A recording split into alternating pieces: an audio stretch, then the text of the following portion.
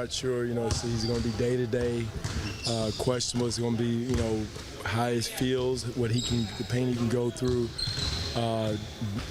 Not sure how serious it is. Don't think it's really serious, but it's something that's been bothering him. We want to caution on err on the side of caution as far as making sure he's ready to go and not have to fight through it. So he's a tough kid. He's important to our team. But it also, too, is an unfortunate opportunity for someone else, and that's what I truly believe in. More minutes for Pascal, DC more at 4, different people more at the 4 position.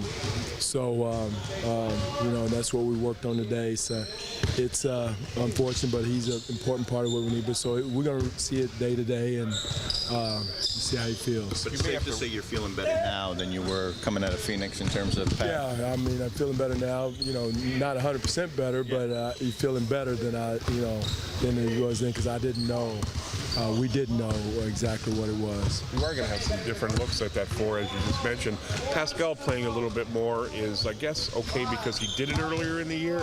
It's better to have a guy who's done it a little bit. Yeah, it is. And again, matchups are important. Physicality. The other night we had Lucas and Pascal in at the same time, and we didn't. They were smaller and quicker.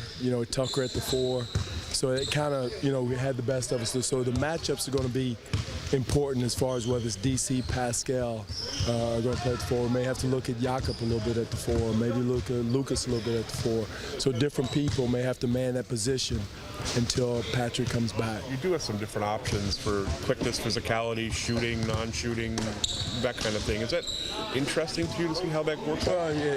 The most important thing, Doug, is getting the win, is winning. We making sure we get the right guys on the floor to help us win. The other night we felt like down the stretch we needed defense, somebody to protect the rim. Somebody could switch out and pick and rolls at the 5, so we went with Lucas. Sometimes it's going to work, sometimes it doesn't. The other night I thought he lost Booker in a couple situations, but again, I thought that was the right move. Some nights it's going to be Jonas at the 5 closing the game. So it's going to be depending on the matchup and who it is and what we need to have accomplished defensively and offensively is going to be important. I thought also, too, Lucas rolling to the basket with his speed and quickness against Chandler's speed and quickness was important for us, too. Does it put a little bit more pressure on Jonas with different guys playing beside him? Yes, it is. Spacing is so important in this game because, again, the old saying, spacing is offense and offense is spacing, is so true. And if we don't give him enough room in the post, it hurts Jonas. And that's why it's so important for his teammates to make sure they're spaced properly. And the other night, I thought the schedule finally caught us a little bit. We were playing in mud.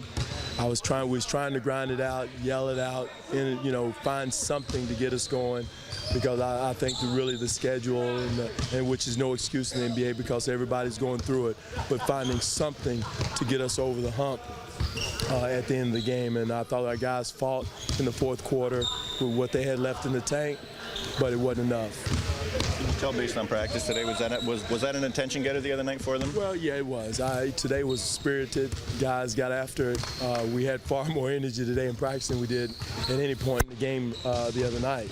So that tells me right there we were running on fumes a little bit, and I knew that was coming. I didn't know it was coming. I was afraid it was coming.